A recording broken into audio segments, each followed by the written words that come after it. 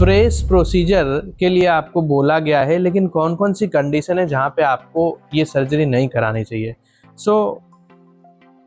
Pancreatitis के case में pancreas को जेजुनम से जोड़ दिया जाता है, उसके डक्टल सिस्टम को, और ये एक सर्जरी है जिसे फ्रेश प्रोसीजर कहा जाता है। कॉमनली पेशेंट को एडवाइस कर दिया जाता है, लेकिन कौन सी कंडीशन है जहाँ पे आपको नहीं कराना है, तो इसकी क्लियरिटी के लिए मैंने ये वीडियो बनाया है।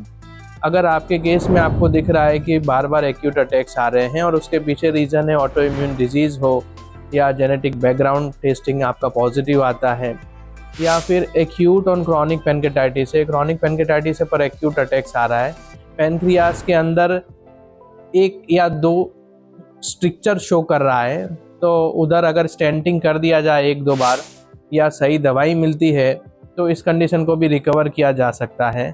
या स्मॉल साइज़ के डक्टल सिस्टम में स्टोन है 3 mm, 4 mm, 5 mm के, या पेरेन्काइमा में कुछ स्टोन या कैल्सिफिकेशन स्मॉल साइज़ के शो कर रहे हैं, और इन सब सिचुएशन की वजह से आपको बार बार पैनक्रियाटाइटिस के अटैक्स आ रहे हैं और आपको एडवाइस दी गई है कि आप फ्रेश प्रोसीजर करा लो, तो ये इंडिकेशन नहीं है, यहाँ पे मत कराइए। इस कंडीशन में यहाँ पे ये करवाने का कोई ज़्यादा इफ़ेक्ट नहीं आएगा। आपकी डिजीज़ प्रोग्रेस कर रही है और पैथोलॉजी इतनी ज़्यादा नहीं है कि आपको पैनक्रियाज के डक्टल सिस्टम को जेजुनम से जॉइंट करने की ज़रूरत है। इस केस को आप मैनेज कर सकते हैं। मेडिसिन बहुत ही इफ़ेक्टिव है।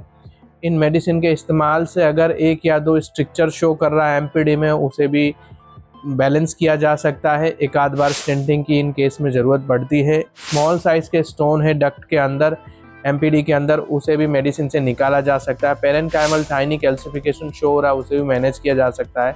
ऑटो इम्यून या जेनेटिक बैकग्राउंड की वजह से बार बार एक्यूट अटैक्स आ रहे हैं, इसको भी मैनेज किया जा सकता है होम्योपैथी से। तो यदि आपको ये सारी क्राइटेरिया दिख रही है और आपको ये एडवाइस दे दिया गया कि सर्जरी करा लो आप पैनक्रियाज की, तो इस कंडीशन में आप मत कराइए। ये सारी सिचुएशन को ब्रह्म homeopathic healing and research centre की मेडिसिन से मैनेज किया जा सकता है और केस के अंदर अच्छा रिकवरी लाया जा सकता है। Thank you.